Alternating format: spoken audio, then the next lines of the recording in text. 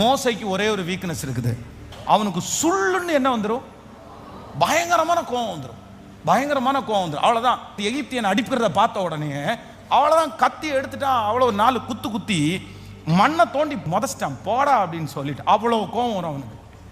எங்க போனாலும் அப்படிதான். ஜனங்கள் எல்லாரும் வந்து சத்தம் போடுறத பார்த்த உடனே ஆண்டவர் கன்மலையை பார்த்து பேசுன்னு சொல்லுவாரு.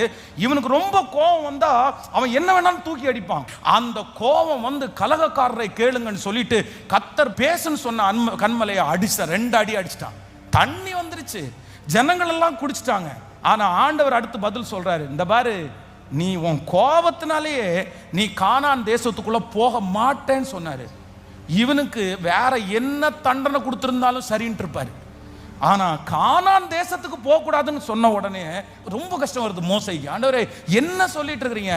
இதுக்காக தான் 120 வருஷமா எனக்கு 100 இயர்ஸா இதுக்கு தான் ஆசைப்படுறேன். நீ